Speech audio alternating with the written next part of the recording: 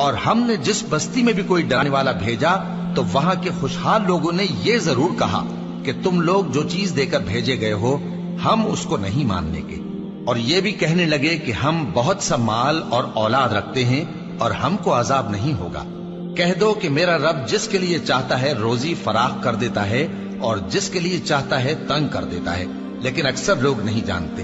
اور تمہارے مال اور اولاد ایسی چیز نہیں کہ تم کو ہم سے قریب کر دیں، ہاں ہمارا مقرب وہ ہے جو ایمان لایا اور عمل نیک کرتا رہا،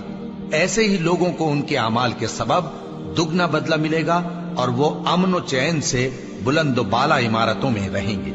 جو لوگ ہماری آیتوں کے سلسلے میں ہمیں ہرانے کی کوشش کرتے ہیں وہ گرفتار عذاب کیے جائیں گے۔ کہہ دو کہ میرا پروردگار اپنے بندوں میں سے جس کے لیے چاہتا ہے روزی فراخ کر دیتا ہے اور جس کے لیے چاہتا ہے تنگ کر دیتا ہے،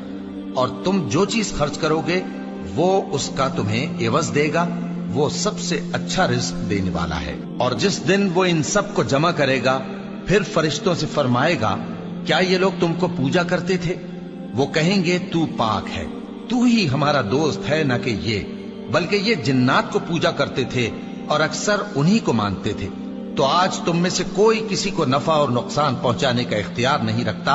اور ہم ظالموں سے کہیں گے کہ اب دوزخ کے عذاب کا جس کو تم جھوٹ سمجھتے تھے مزہ چکھو۔ اور جب ان کو ہماری روشن آیتیں پڑھ کر سنائی جاتی ہیں تو کہتے ہیں یہ ایک ایسا شخص ہے جو چاہتا ہے کہ جن چیزوں کی تمہارے باپ دادا پرستش کیا کرتے تھے ان سے تم کو روک دے، اور یہ بھی کہتے ہیں کہ یہ قرآن محض جھوٹ ہے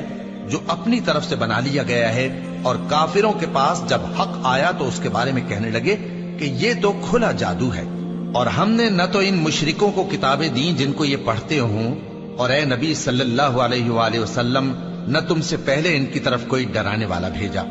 اور جو لوگ ان سے پہلے تھے انہوں نے تکذیب کی تھی، اور جو کچھ ہم نے ان کو دیا تھا یہ اس کے 10ویں حصے کو بھی نہیں پہنچے۔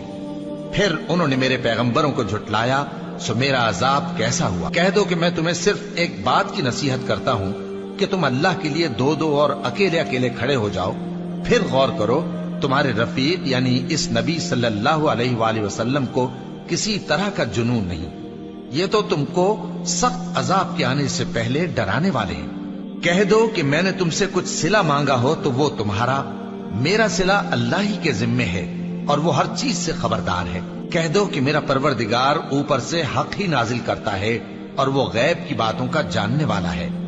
کہہ دو کہ حق آ چکا اور باطل نہ تو پہلے کچھ کر سکتا ہے اور نہ دوبارہ کچھ کرے گا۔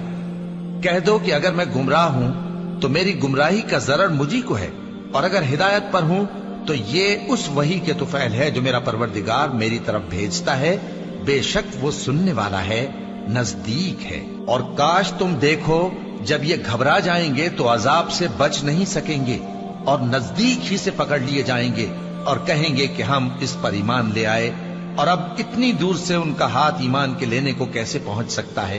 جبکہ پہلے تو اس کا انکار کرتے رہے اور بن دیکھے دور ہی سے اٹکل کے تیر چلاتے رہے، اور ان میں اور ان کی خواہشوں میں پردہ حائل کر دیا گیا جیسا کہ پہلے ان کے ہم جنسوں سے کیا گیا، وہ بھی الجھن میں ڈالنے والے شک میں پڑے ہوئے تھے۔